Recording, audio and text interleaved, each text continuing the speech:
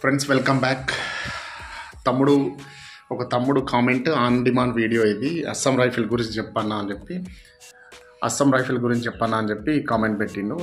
అయితే అస్సాం రైఫిల్ కూడా తమ్ముడు సిఏపిఎఫే, అది కూడా సిఏపిఎఫ్ ఫోర్సే, సెంట్రల్ ఆర్మ్డ్ రిజర్వ్ ఫోర్సే. అది మినిస్ట్రీ ఆఫ్ హోమ్ అఫైర్స్ కిందనే నడుస్తుంది. పే స్కేలు, ట్రైనింగ్ దాదాపుగా సేమే. 44 వీక్ ట్రైనింగ్ ఉంటుంది. 22 వీక్స్ తర్వాత మిడ్ టర్మ్ బ్రేక్ వస్తుంది.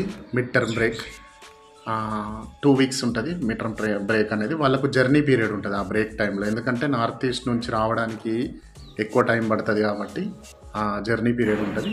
మిగతా మనకు కూడా సిఏపిఎఫ్లో ఉండే ఏ ఫోర్స్ అయినా కానీ నార్త్ ఈస్ట్కి వెళ్తే అక్కడ నుంచి జేపీ అనేది దొరుకుతుంది లీవ్కు వెనకాల ముందు. అయితే ఈ సిఏపిఎఫ్కి అస్సాం రైఫిల్కి ఒక్క చిన్న వేరియేషన్ ఉంది. ఏంటంటే అస్సాం రైఫిల్ యూనిఫామ్ మాత్రం సేమ్ ఆర్మీ లాగానే ఉంటుంది, ఆర్మీ యూనిఫామే. కాకపోతే ఇక్కడ బ్యాచ్ అనేది వచ్చేసి అస్సాం రైఫిల్ అని ఉంటుంది అన్నమాట.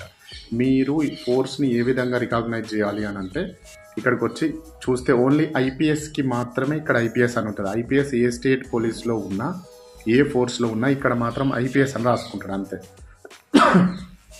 మిగతా ఎవరైనా కానీ AP police, TS police, JK police, MP police, MH police, ఈ రకంగా వాళ్ళ police, SSB, ITBP, CRPF, CISF, Assam rifles ఈ రకంగా షోల్డర్ మీద ఉంటాయి. అదే ఆర్మీకి అయితే రెజిమెంట్స్ ఉంటాయన్నమాట. కుమావ్ రెజిమెంటు, ఆంధ్ర రెజిమెంటు, ఇదేంది చెన్నై రెజిమెంట్, ఈ రకంగా రెజిమెంట్స్ ఉంటాయి.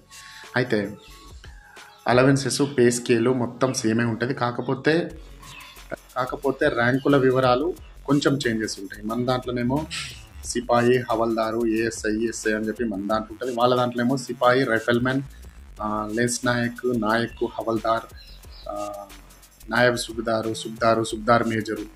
ఈ సుబ్దార్ మేజర్ వరకేమో ఆర్మీ తరహాగా ర్యాంక్స్ ఉంటాయి. ఆర్మీ ఎట్లుంటుందో అట్లాంటి ర్యాంక్స్ ఉంటాయి. తర్వాత assistant commandant, deputy commandant, 2IC మన ర్యాంకులు ఉంటాయి అన్నమాట. ఈ రకంగా చేంజ్ ఉంటాయి. ఇంకొకటి కార్డ్ ఫెసిలిటీ ఉంది కదా, క్యాంటీన్ ఫెసిలిటీ ఆర్మీ లాగా ఉంటుంది. సిఎస్డి వాళ్ళు ఈ సిఎస్డి ఫెసిలిటీని వీళ్ళు యూటిలైజ్ చేసుకుంటారు. ఎవరు? మన అస్సాం రైఫిల్ వాళ్ళు.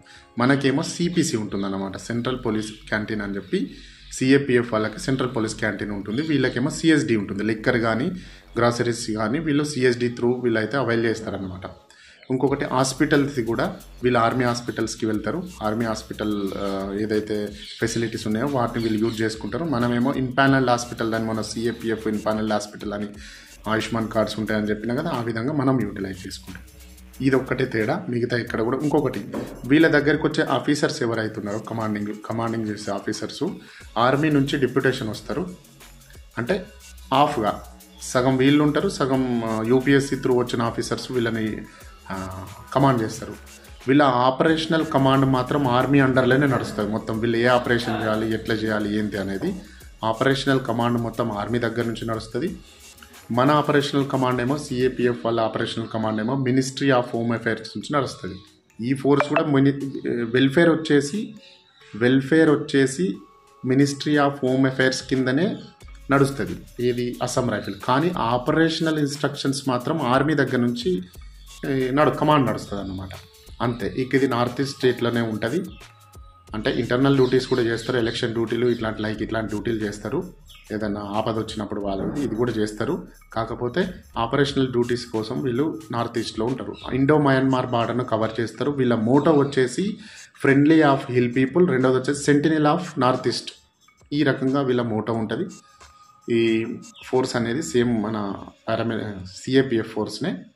ఈ 2-3 చేంజెస్ అయితే దీంట్లో ఉంటాయి తమ్ముడు. అంతే. ఓకే, జై హింద్.